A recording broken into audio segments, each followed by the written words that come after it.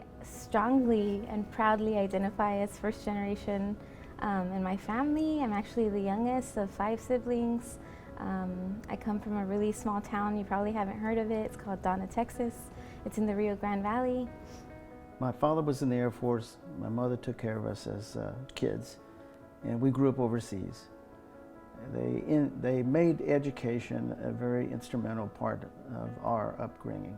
We were very determined to go get education and hopefully improve our standard of living.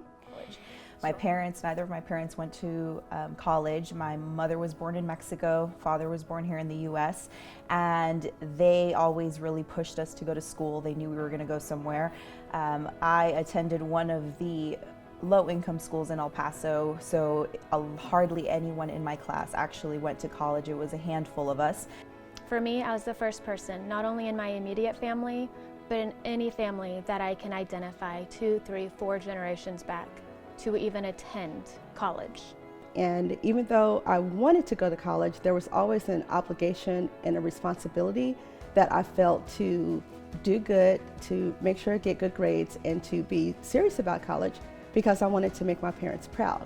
I also felt tremendous pressure to be successful and not waste the sacrifice that my family was making for me. And so on the very first day, I walked in to register and I had no idea what to do. I thought I wanted to be away. I ended up not feeling great, just being homesick, away from my family, not feeling like I fit in. I had just driven up in a friend's car, very lonely and feeling overwhelmed, told I couldn't register for classes because I didn't have any financial aid or any means to pay. And so in front of about 50 other students standing in line, I started to cry because I was like, I have no idea what I'm doing here.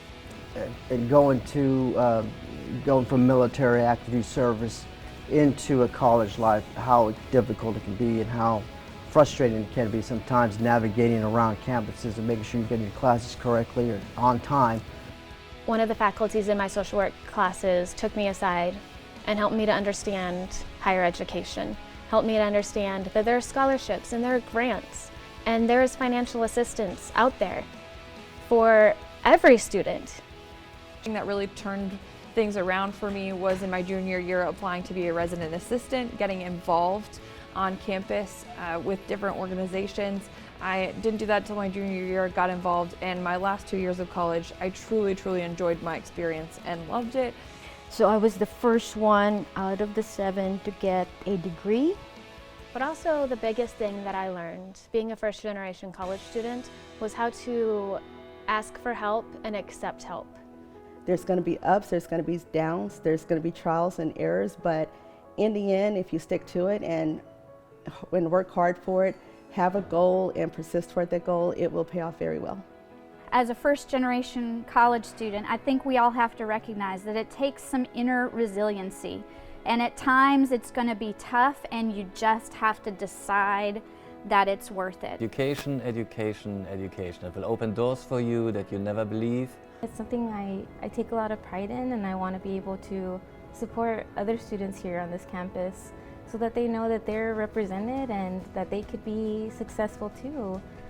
You'll have to work hard, and there'll be times where you feel like you don't fit.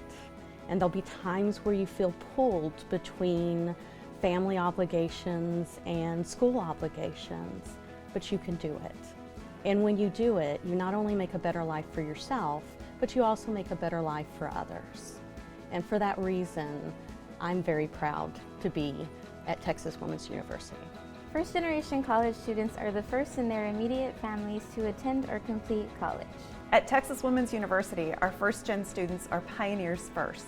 And you are not alone. At TWU, 50% of our students are first generation. TWU is a diverse community of faculty, staff, and students, and many are first generation just like you. Like you. Like me. Like me. We understand that navigating college can feel overwhelming at times.